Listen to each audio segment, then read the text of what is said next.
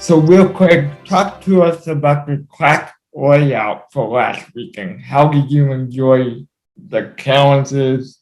What were some of the easy points of that race weekend that Doug went to? And I mean, Well, as you what, guys saw, it didn't turn out to be a very easy weekend for me. It started out on the right step, and we felt very, very well prepared. Just the fact that it was the first time there's ever been a race on the streets in Nashville. It was kind of a nice feeling, that everybody's starting out on the same foot. We had ever been there before. I thought I'd get a little bit of a leg up and an advantage. I traveled to Nashville about a month before the race, so where I could go walk what was going to be the track and start to understand some of the nuances of it. So we did our homework and did the best kind of preparation we could pre-race. Showed up and gosh, we were just really fast right out of the gates. We were in the top 2 and top 3 cars, both practice sessions.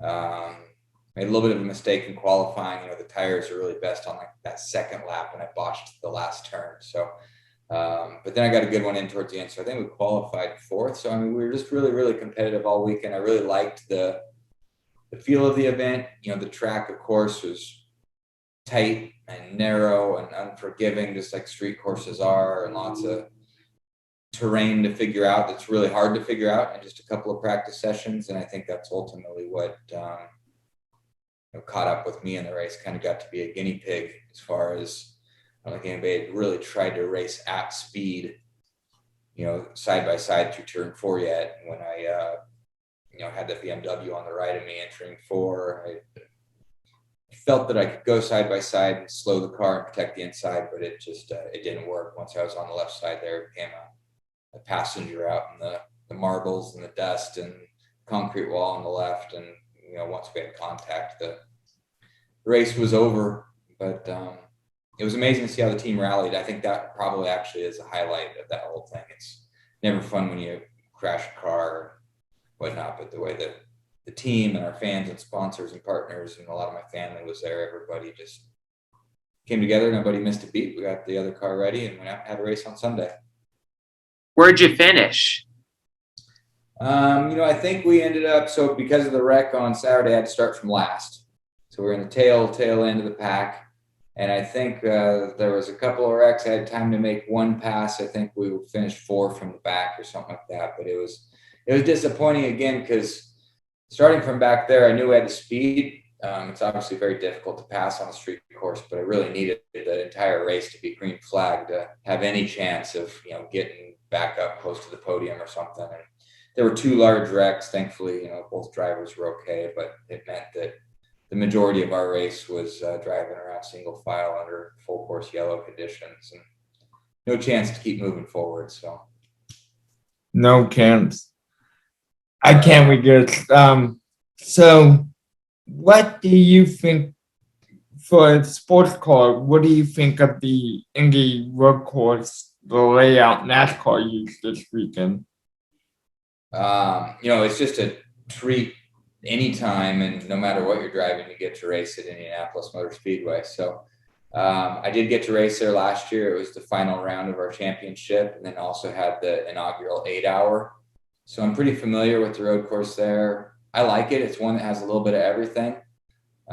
It's actually probably more entertaining as a driver than you would think, because it looks pretty 2-dimensional on a map, but it's got lots of nuances to it. You get a little taste of the oval and some high speed stuff and some fast sweepers. So yeah, I look forward to it. I look forward to it again this year.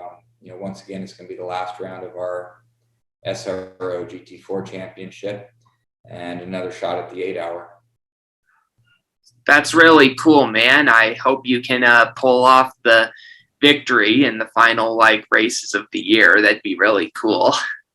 Yeah, we certainly have a good car for it and a great team lineup. I've got one of the fastest drivers in the world with me this year, co-driving with Spencer Pompelli is awesome. He's a master in 718 Porsche, and really anything that anybody hands him. So, and then Dr. Jim Rappaport will be our 3rd driver, and he's also really just a really solid driver, a really awesome friend and good guy. And As far as a 3-pack of drivers to go have a shot at winning this thing, I'm feeling pretty good about it.